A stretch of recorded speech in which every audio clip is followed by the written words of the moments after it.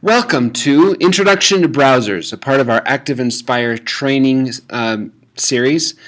As you can see, over here is it says Page Browser. Okay, notice that word browser. All of these on this side are our browsers. Okay, now I'm going to open up a flip chart that I found on Promethean Planet and downloaded it. It has a lot of great things in this. Certainly a lot of great resources available to us on Promethean Planet. As you can see, this page browser is not going away. That's because I hit this pin. When it's unpinned, it goes away, so you don't have to have it there. But when you're authoring, it's sometimes nice to have the page or the browsers pinned where it's easy to find, and you don't have to hover or do anything like that. Okay, so page browser, pretty straightforward. As you can see, any of these are all the pages that are there. You can quickly view them, quickly go to a place in your presentation that you want to, rather than going back, or forward, you just click right on that part of the presentation. It goes there. You can right click on it to look at some of the options that you can do for that exact page, between setting the background, exporting the page, so forth. So some fairly practical reasons for using a page browser. The next one, which is also a very valuable resource, is the resource browser. Here, I only have the default resources that come with the program, and most of you probably have that, but you can download from Promethean Planet extra resources that have been made available and add them to your resource browser. But the purpose of the resource browser is to quickly preview things that are ready to use in ActivInspire and drag them in there. It's just drag and drop. Now the activities, I'm going to actually drag this so we can see it a little bit better. Activities and templates. Okay, I'm sure you all know what a template is, but here's an example. If nothing shows up, generally there's something underneath it.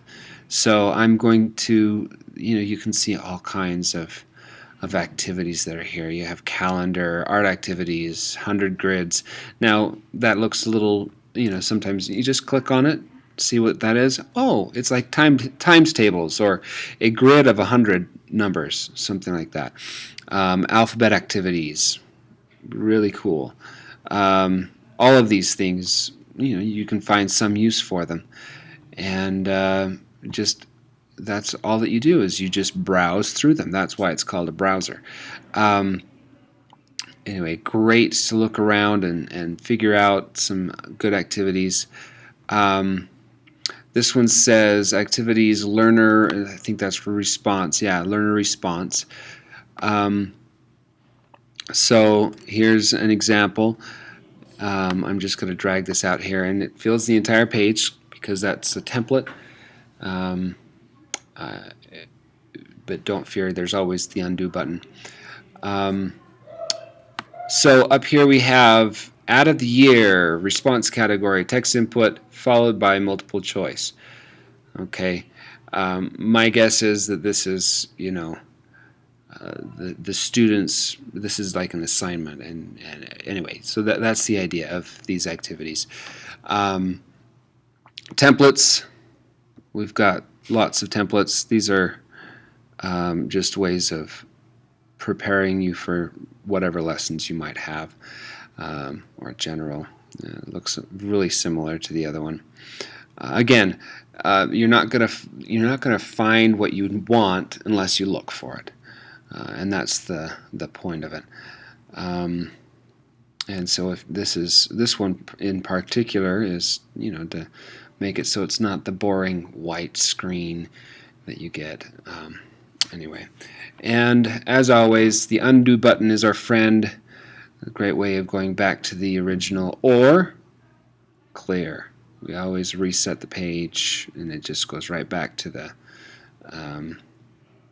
last save. Okay. And you can even undo from that, which is awesome. Okay. Backgrounds, grids, these are all things like the backgrounds, for example.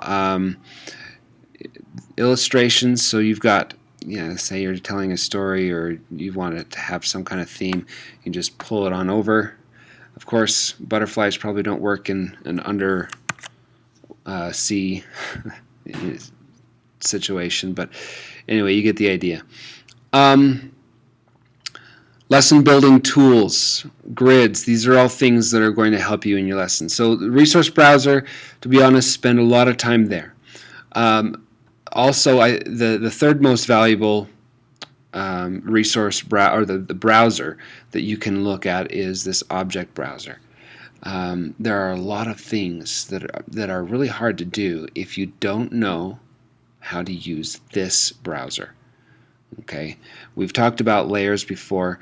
We've got top, middle, bottom, and background. So 4 basic layers, and these are all in the middle layer, stacked on top of each other. Okay, what that means is you can see that all the text is underneath all the pictures. So if I were to drag this frog, it covers all that text. Okay, but if I were to move it down, and it's really easy to move it down with the object browser, you just, it's behind now, and it's behind all the pictures. Okay, so that's the idea.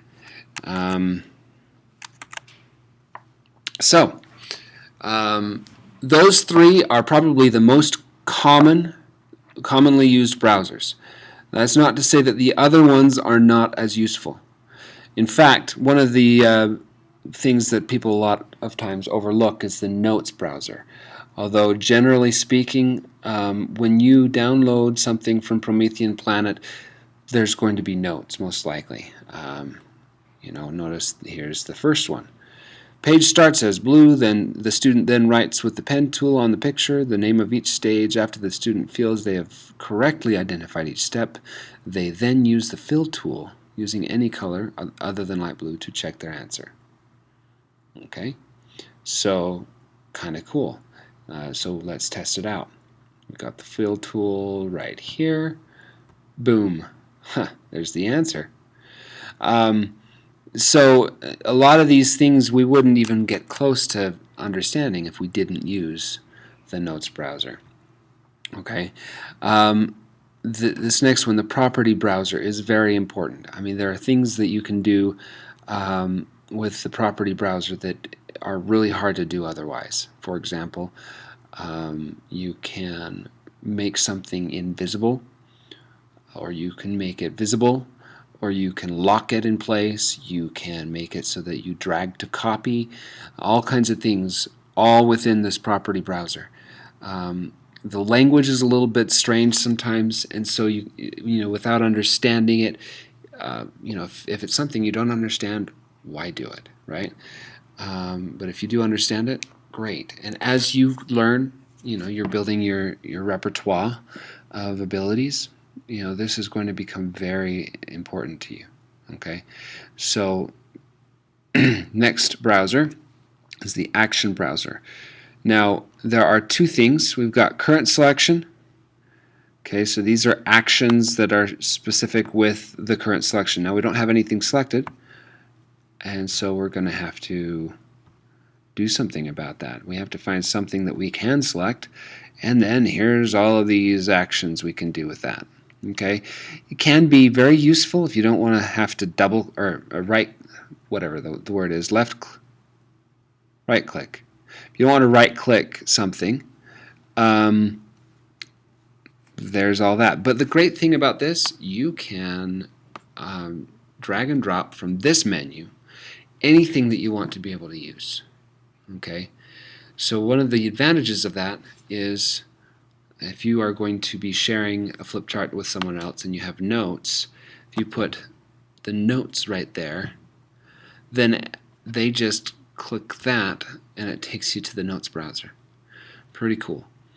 And the same thing, like for example, this one says to use the fill tool, so why not put the fill tool right there, where it's nice and easy for the students to reach. They just do that, And I mean, you can do all kinds of things. And granted, it's kind of a limited amount of things that you can do. But here are all of our usual tools, along with some other things that are very useful as well. Okay, so very important. This other one you won't use unless you have active expression devices, meaning voting or polling devices, but very useful if you do have that. Okay, so that is our overview of the browsers. I thank you for joining us today and hope that this helped.